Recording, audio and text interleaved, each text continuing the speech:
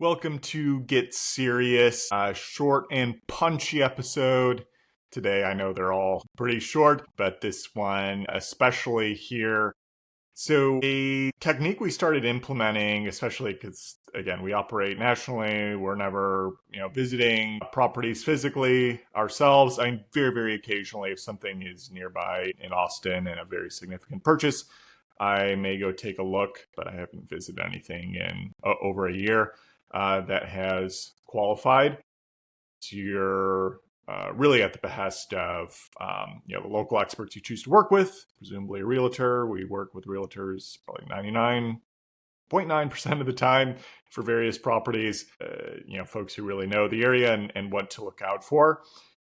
And, because the site visit prior to purchasing is just so critical. We, especially for larger purchases, north of 100K in particular, and for properties that might have been a bit delayed before we purchase them, we want to conduct more than one site visit. So, for example, and this one has been very delayed, where we started working on this in, I think, like mid-December. So it's been 6 months since we started working on this one. Just a nasty title situation that's just taken absolutely forever to figure out. Like 100 years worth of errors and different affidavits that needed to be signed, but we are finally geared up to close on this one shortly. So, the realtor we had reached out to had visited it, back in November, December of last year initially. But, a lot of things can change. No one is really checking up on that property.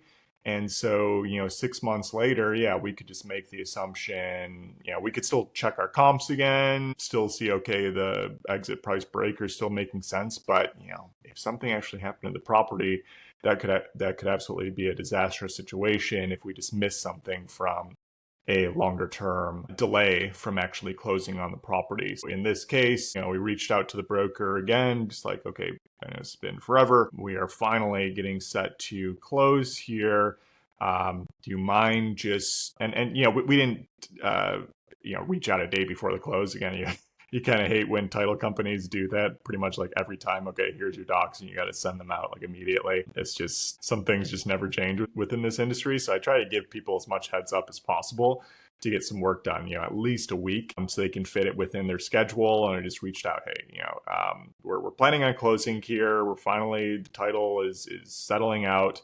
Probably over the next week or so, we're going to be closed up on this. But just since you had visited it so long ago, do you mind just passing by and checking to see that, there's been no additional personal property that might have been, left on the property, any damage, any, signs that folks might be, I don't know, camping on it or some other junk or, trees knocked down, anything that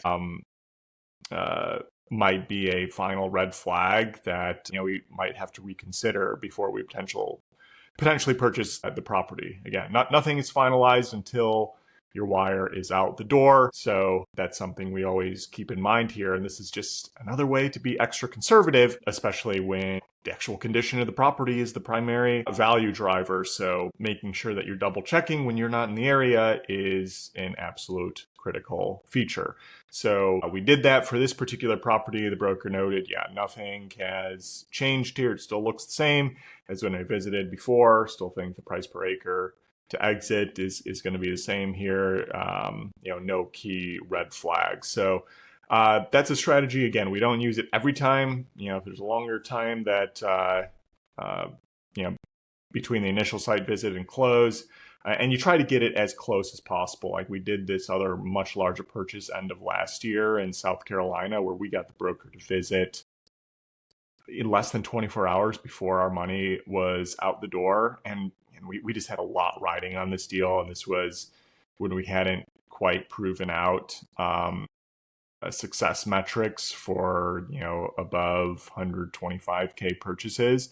And so it was like really, really critical that we got things right. Plus there was a hurricane that passed through the area what was the one, Helene, that went up the East Coast, and it like went right through the county and town that we were buying this property in South Carolina. And so we wondered, maybe, who knows, like, did the hurricane just knock down a whole bunch of trees and the power lines and all that? And it did a lot of damage in that county, and like the title company was out of power for at least a couple weeks, even delayed our close, but somehow it missed the street that our property was on. But we had the broker go out there and double check on everything, or at least drive by after the hurricane. And then that day prior, we also got them to check out the property again, because there was also mature timber on it as well too. And like, you want to trust people, but it's all, a trust but verify. And especially if there could be some, marketable assets on a property, it's just like, okay, you all again always want to believe the best in folks, but like, who knows, maybe the seller, or they have some relation or friend or whatever, contractor head onto the property and like, okay, let's just, we're about to sell this thing, but let's also like, collect the assets, chop everything down potentially and take it off. I know it sounds almost a bit paranoid, but to me, again, you can't be too careful before buying something that is potentially catastrophic for your business if things go wrong. So we like to keep those downside scenarios in mind. And, again, just try to give your broker a heads up. You could even, thinking ahead, you could even do this, when you first reach out to them. It's like, yeah, if you could do a site visit for us, but just know, like, before the close too, we always like to do just one final site visit, make sure, who knows, something could change in that last 24 hours on the property. Key red flags before you purchase. So that's just another due diligence checklist item that, we incorporate within our business, something you might want to consider as well. Again, tricky industry. I've been talking to a lot of people. Things are, there's a lot of folks who might be putting on a brave face, but a lot of struggle going underneath the surface here. You really got to fight hard for wins in this industry at the moment. Real estate's going through a bit more of a down cycle across much of the country, as I've talked about. But, protect your capital, protect your assets and opportunities. Do whatever it takes to double check before you send any money out. Hopefully this is helpful. SeriousLand.capital for any of your funding needs. Land Daily Diligence Facebook group for zero cost review of your land deals, and LandPricer.ai for the most reliable land pricing tool on the market. Subscribe and share. Take care, everybody. Talk to you tomorrow. Bye.